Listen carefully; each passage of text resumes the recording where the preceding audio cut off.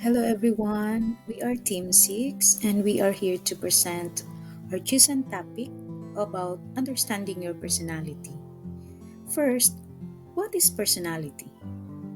Well, personality is any person's or individual's collection of interrelated behavior, cognitive, and emotional patterns that biological and environmental factors influence. These interrelated patterns are relatively stable over long time periods, but they change over the entire lifetime. While there is no generally agreed upon definition of personality, most theories focus on motivation and psychological interactions with the environment one is surrounded by. Trait based personality theories, such as those defined by Raymond Cattell, define personality as traits that predict an individual's behavior. On the other hand, more behaviorally based approaches define personality through learning and habits.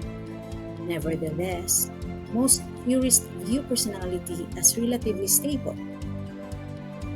The study of the psychology of personality, called personality psychology, attempts to explain the tendencies that underlie differences in behavior. Psychologists have taken many different approaches to the study of personality, including biological, cognitive, learning, and trait-based theories as what I have mentioned, as well as psychodynamic and humanistic approaches. The various approaches used to study personality today reflect the influence of the first theorism in the field, a group that includes Sigmund Freud, Alfred Adler, Gordon Allport, Hans Eysenck, Abraham Maslow, and Carl Rogers. Your personality includes your patterns of thoughts, actions, and emotions. It's also influenced by your temperament and experiences. Everybody has their own unique personality, which can develop and change as you age. In psychology, the study of personality explores the processes behind the development of your unique characteristics and personality traits, and how they manifest and change over time. In other words, how your individual characteristics come together to make up your unique personality type. According to an article published from Psychology Today, the human personality is a complex and colorful thing that refers to a person's distinctive patterns of thinking, feeling, and behaving. It derives from a mix of innate dispositions and inclinations, along with environmental factors and experiences. Although personality can change over a lifetime, one's core personality traits tend to remain relatively consistent during adulthood. Why personality matters? According to Jacob Shutterstock, personality psychology, with its different ways of organizing, measuring, and understanding individual differences, can help people better grasp and articulate what they are like and how they compare to others. But the details of personality are relevant to more than just a person's self image. The tendencies in thinking and behaving that concepts like the Big Five represent are relative to a variety of characteristics and outcomes in which people compare to one another. These include differences in personal success, health, and well being, and how people get along with others. Even the risk of dying appears to be associated to some degree with differences in personality traits. The Big Five personality test offers a much better option. It consists of five personality dimensions: extraversion, agreeableness, consciousness, openness to experience, and emotional stability, also called neuroticism. This test has shown a high degree of predictive validity. test, retest, reliability, convergence with self ratings and ratings by others. Just importantly for the workplace, scientists have found that the Big Five actually does predict job performance. For instance, a study evaluating five occupational groups: professionals, police, managers, sales, and skilled, semi skilled, found that higher conscientiousness correlates with better performance in all these groups. Plenty of other research validated the predictive power of the Big Five test. The differences between people personalities can be broken down in terms of five major traits, often called the Big Five, what I have mentioned earlier. Each one reflects a key part of how a person thinks, feels, and behaves. So, this five-factor model of personalities, which is the first one, conscientiousness. This is impulsive, disorganized versus disciplined, careful, which also includes organization, productiveness, responsibility.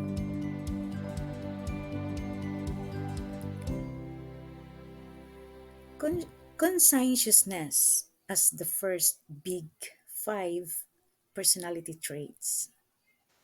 Yes, these personality traits typically relates to awareness.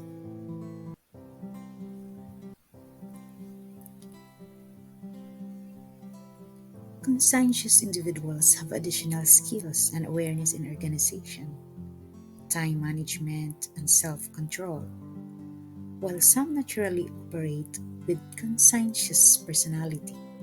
You can also develop many of the characteristics with practice and patience. Conscientiousness is an important trait that can define an individual's personality. Employers often seek professionals who display conscientious qualities such as thoroughness and dependability in every industry. Learning about conscientiousness in the workplace can help you develop and market your qualities in a professional setting and advance your career. What are the benefits of conscientiousness? If you're a conscientious person, you usually have a strong desire to complete objectives and overcome challenges. Conscientious people also offer value to the workplace. Managers value goal-oriented individuals and may trust them with important tasks. Increased responsibility can lead to promotions and raises. There are also health benefits associated with conscientiousness that can positively affect an individual's work. If a person is conscientious, they're more likely to pay attention. We have here agreeableness. Agreeableness is a personality trait that can be described as cooperative, polite, kind, and friendly. People with high in this agreeableness are more trusting, affectionate, altruistic, and generally displaying more pro-social behaviors than others. People high in this pro-social trait are particularly empathetic, showing great concern for the welfare of others. They are the first to help those in need. Agreeableness is one of the five dimensions of personality described as the Big Five: likable and agreeable individual. When a person is high in the personality trait, they are less me-centric and more we-centric. So look, how do I know if I am high in agreeableness? The agreeable don't insult others, nor do they question in a person's motives and intentions. They also don't think that they are better than others. Everyone is their equal and they are quick to empathize and respect others. Why being agreeable matters? So, according to Savage Ultralight, these people seem to be happier and more satisfied with life when compared with the less agreeable. In general, the agreeable complain less, don't belittle others, don't cause trouble or conflict, don't tend toward perfectionism, are less rigid. We have here our third personality traits, neuroticism. So, according to an article from Wikipedia, not to be confused with neurosis, in the study of psychology, neuroticism has been considered a fundamental personality trait in Big Five approach to personality trait theory. Neuroticism is a trait in many models within personality theory, but there is significant disagreement on its definition. It is sometimes defined as a tendency for quick arousal when stimulated and slow relaxation from arousal, especially with regard to negative emotional arousal. Another definition focuses on emotional instability and negativity or maladjustment, in contrast to the emotional stability and positivity or good adjustment. It has also been defined in terms of lack of self control, poor ability to manage psychological stress, and a tendency to complain. Various personality tests produce numerical scores, and these scores are mapped onto the concept of neuroticism in various ways, which has created some confusion in the scientific literature, especially with regard to subtraits or facet. Individuals who score low in the neuroticism tend to be more emotionally stable and less reactive to stress. They tend to be calm, even tempered, and less likely to feel tense or rattled. Although they are low in the negative emotion, they are not necessarily high in positive emotion. Being high in scores of positive emotions is generally an element of the independent trait of extraversion. Neurotic extroverts, for example, would experience high levels of both positive and negative emotional states, a kind of emotional roller coaster. How to measure of this kind of traits? Like other personality traits, neuroticism is typically viewed. We have here the fourth one for the personality traits, openness to experience. This traits is one of the domains which are used to describe human personality in the five-factor model. Openness involves six dimensions. We have active imagination or fantasy, aesthetic sensitivity, attentiveness to inner feelings, preference for variety, adventurousness, intellectual curiosity, and challenging authority. This traits is a great deal of psychometric research has demonstrated that these qualities are significantly correlated.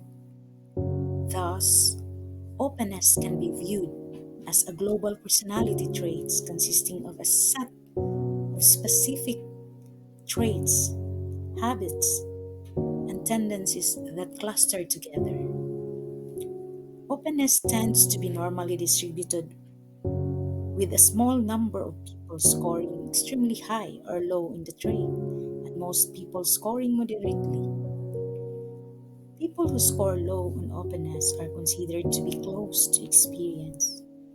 They tend to be conventional and traditional in their outlook and behavior. We heard of many other personality theories. Extroversion describes active people who are sociable, talkative, and assertive. Specific extroversion subcomponents are a debated issue. People with high extroversions tend to relate well to others and are often well liked in their teams and offices. They form quick and easy friendship, and their outgoing nature leads to effective group work, capable of quickly forming close associations with others. In summary, extroversion is a measure of how energetic, sociable, and friendly a person is.